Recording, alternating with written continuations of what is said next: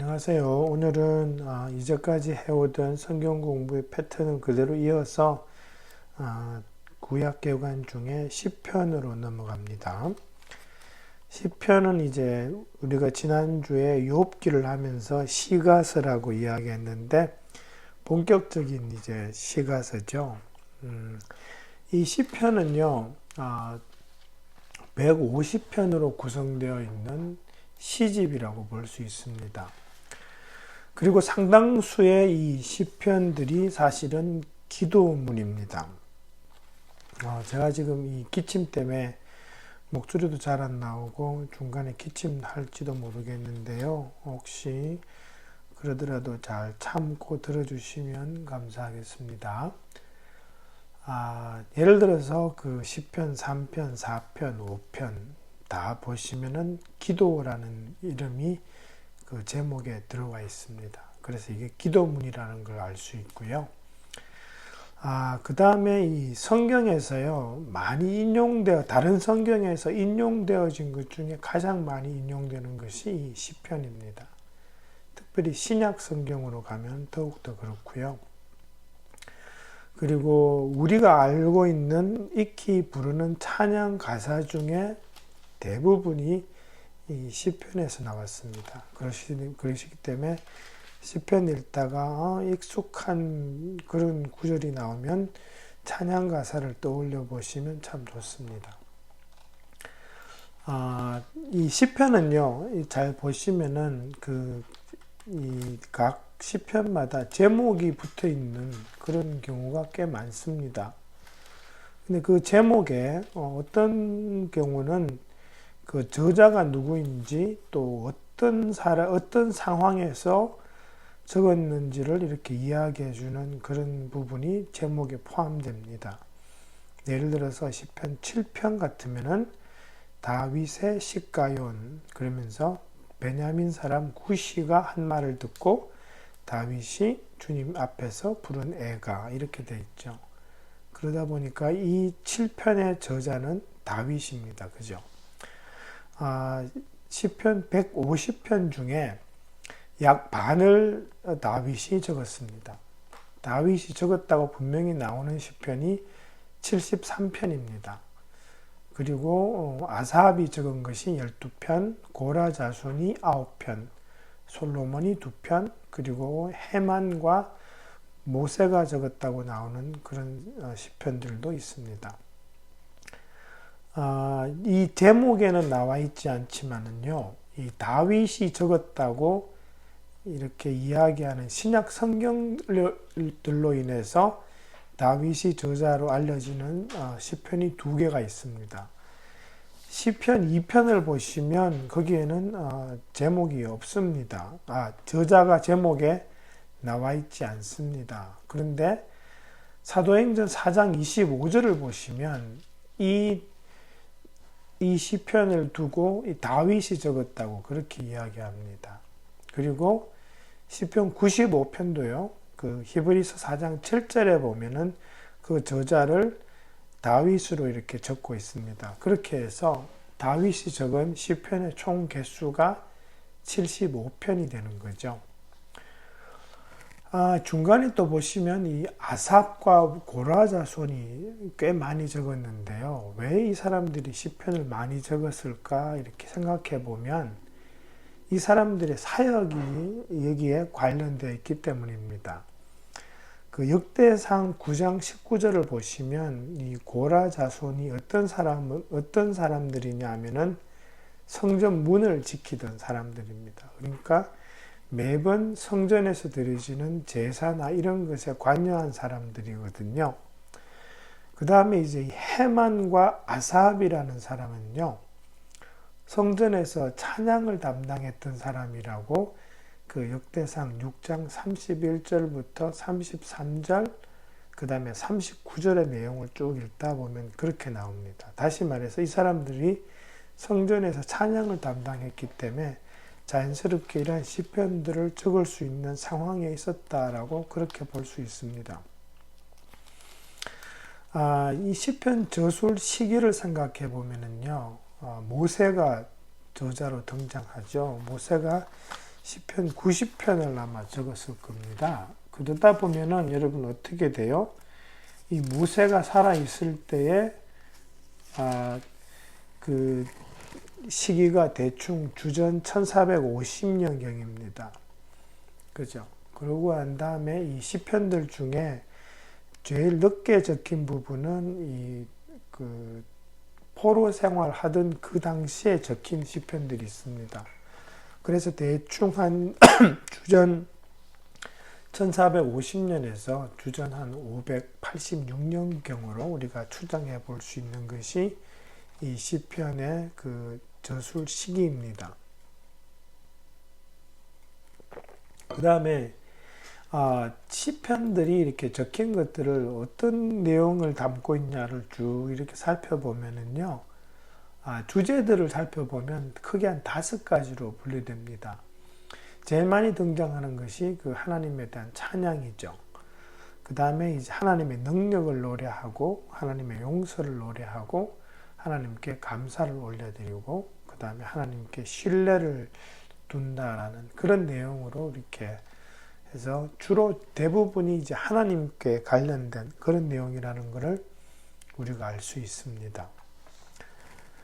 그 다음에요, 이제 여러분 이 시편 읽다 보시면 시편은 자연스럽게 5권으로 이렇게 분류된다는 것을 알 수 있습니다. 어디서 알 수 있냐 하면 시편 42편을 보시면 제목에 딱 나오는 것이 제2권 이럽니다. 그래서 1권이 1편부터 41편, 그 다음에 이제 2권이 42편부터 72편, 그 다음에 3권이 73편부터 89편, 그 다음에 4권이 90편부터 106편, 그리고 마지막 5권이 107편부터 150편입니다.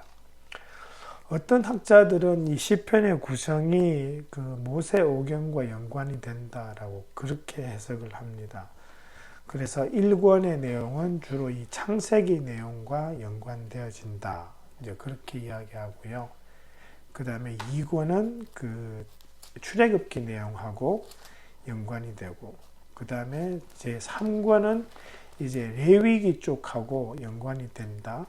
그 다음이 이제 민수기, 제 5권은 이제 신명기랑 연결이 된다라고 그렇게 해석하시는 분들도 있는데, 확실하지는 않습니다. 그렇지만 비슷하게 연결은 시킬 수 있다는 것을 우리가 알 수 있습니다.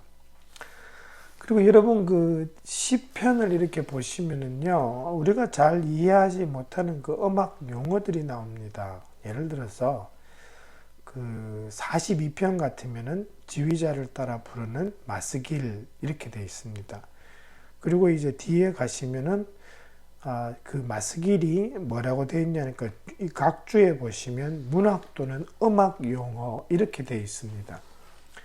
그렇게 이제 보시면은 이 쭉 찾다 보시면은 참 여러분 그 시편에 제일 많이 나오는 것이 셀라라고 뒤에 이렇게 추임새처럼 나오는 그런 말이 있습니다. 아마 이 당시 이게 읽는 것이 아니고요. 이거는 노래하든지 그 사람들 앞에서 함께 이렇게 공동으로 이렇게 읽는 그런 거든지 노래하는 거이기 때문에 이 셀라라는 것이 추임새일 가능성이 많습니다. 그리고 또 보시면은 그 뭐 12절 12편 같은 경우에 보면은 판행금에 맞춰 부르는 다윗의 노래에서 무슨 악기가 있는데 현이 8개 같아요. 그죠? 그런 식으로 이제 생각해 볼 수 있는 거죠. 그 다음에 보시면은 뭐 밑담 이런 말도 나오고요. 물라벤, 뭐 시가연 이런 말들이 나오는데 사실은 이런 것들은 그 당시에는 사용되어졌던 어떤 음악과 악기에 관한 용어입니다. 근데 지금은 이제 사용하지 않거나 그렇게 해서 이게 무슨 의미인지 정확하게 모릅니다. 설명하기가 힘듭니다. 그래서 이제 번역을 할 때에도 그대로 소리 나는 대로 그렇게 적는 방식을 택하는 경우가 대부분입니다. 그리고 이제 이게 뭔지를 이제 각주를 달아서 이제 설명을 합니다. 여러분 좀 이상한 말들이 이렇게 나오면은요, 밑에 이렇게 보시면은 뭐 팔현금 같으면은 뭐 음악 용어 이런 식으로 이제 설명이 붙어 있을 겁니다. 그런가 보다 하고 이해하고 넘어가시면 됩니다. 이게 현재로는 정확하게 그렇게 설명을 할 수 없는 부분들이 꽤 많습니다. 그 다음에 이 신약 성경에서요, 여러분 가장 많이 인용된 성경 구절, 그것이 뭐냐 하면은 시편 110편입니다. 시편 110편 1절입니다. 그것도. 이게 내용이 그거거든요. 주님께서 내 주님께 말씀하시기를 내가 너의 원수들을 너의 발판이 되게 하기까지 너는 내 오른쪽에 앉아 있으라 하셨습니다. 라는 이 구절입니다. 이 구절이 예수님하고 연결되는 구절이거든요. 그러니까 주님께서 내 주님께라고 할 때 저 두 번째 주님이 예수님이란 말이죠. 이 다윗이 한 말이거든요. 다윗이 이 처음 주님은 여호와 하나님입니다. 그죠? 그리고 두 번째 주님은 아도나이라고 불리는 그 주님인데 이 주님은 사실은 예수님을 가르칩니다.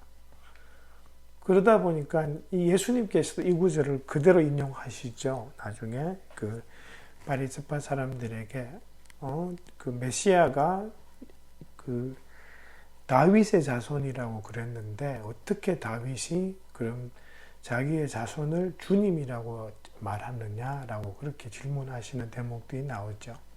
그래서 이 구절이 제일 많이 인용된 구절이라고 볼 수 있습니다. 그러니까 예수님 때문에 신약에서는 가장 많이 인용되어질 수밖에 없는 구절이죠. 여러분 또 보시면은 이 시편을 읽다 보시면 그 제목에 이렇게 많이 설명이 붙어 있는 그런 대목들이 있을 겁니다. 이게 뭐 예를 들어서 시편 51편 되게 유명한 그 내용이죠. 이게 어떤 내용이냐니까 다윗이 밧세바와 정을 통한 뒤에 예언자 나단이 그를 찾아왔을 때에 뉘우치고 지은 시 이렇게 되어 있죠. 그렇게 해서 보시면 다윗의 시들을 제목에다가 그 상황을 적어 놓은 그런 시들이 꽤 많습니다. 그것이 한 14편 정도 됩니다. 그러면 그 내용이 어디 나오냐 하니까 대부분 사무엘 상하에 나오겠죠. 그죠? 그러다 보면은 내용 딱 보고 이거 그 내용이구나 이렇게 연결되어질 수 있다라는 거죠. 그래서 이제 그런 식으로 좀 찾아보시고 읽어보고 해도 꽤 재미있는 그런 공부가 될 수 있습니다. 그 다음에요, 이 시편에서 좀 많이 나오는 부분들이 어떤 게 있냐 하니까요, 애가 이런 형태가 있습니다. 이게 뭐냐니까 탄식하는 내용입니다. 하나님 나한테 왜 그러세요? 라는 그런 식으로 이제 하나님한테 원망하는 말도 막 하다가 하는 그런 그 시편들이 있습니다. 제가 보자. 이런 거죠. 예를 들면 시편 13편 같은 거요. 시작이 어떻게 되냐니까 주님 언제까지 나를 잊으시렵니까? 영원히 잊으시렵니까? 언제까지 나를 외면하시렵니까? 시작은 이렇게 하면은 잘 보면은 하나님한테 그냥 있는 감정을 그대로 토로하죠. 그죠? 근데 이런 시편에 나오는 애가의 그 공통점이 있다면요. 시작은 그렇게 하나님에 대한 어떤 원망, 탄식으로 시작을 합니다. 그런데 뒤로 가다 보면은요. 어떻게 끝나냐 하면은 하나님에 대한 기대, 찬양, 헌신으로 그렇게 끝납니다. 예를 들어서 그 시편 13편도 끝날 때 그 5절은 어떻게 되냐니까요. 앞에서는 하나님 나를 잊으셨어요. 막 그렇게 이야기하다가 끝에는 그러나 나는 주님의 한결같은 사랑을 의지합니다. 주님께서 구원하여 주실 그때에 나의 마음은 기쁨에 넘칠 것입니다. 그러니까 시작은 막 하나님께 대해서 원망하고 하는 그런 톤인데 마지막 끝날 때에는 톤이 확 바뀌어버려요.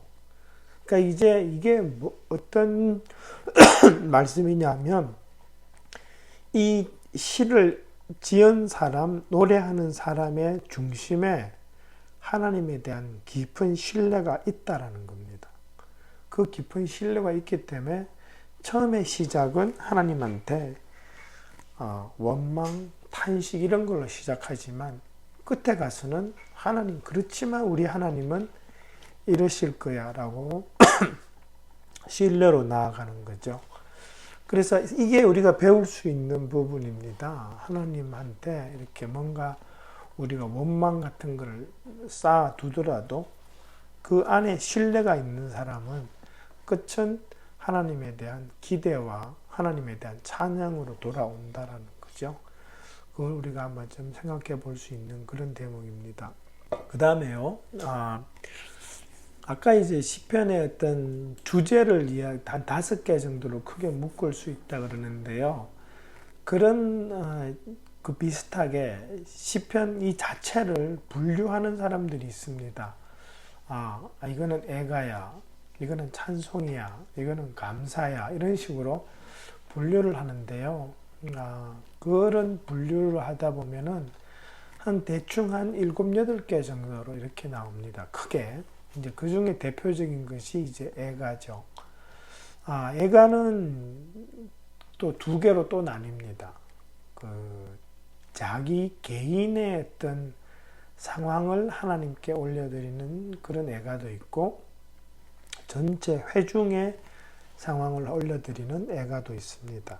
그게 13편 같으면 개인적인 거고요. 12편 같으면 이 회중입니다. 왜냐하면 읽다 보면 주어가 단수가 있는 것이 있고 또 주어가 우리라고 해서 복수로 되는 것들이 있는데 12편은 복수로 되어 있는 그런 시편입니다. 그 다음에 이제 또 하나 우리가 볼 수 있는 것이요. 찬양시인데요. 여러분 그 찬양시는 어떤 게 있냐니까 찬양을 하되 무작정 찬양하기보다는 하나님의 그 특정한 성품을 노래하는 그런 시편들이 있습니다. 그 중에 이제 145편인데요. 145편은 다윗의 찬양시입니다. 이것도 사실은 우리 찬양에 나오는 거죠.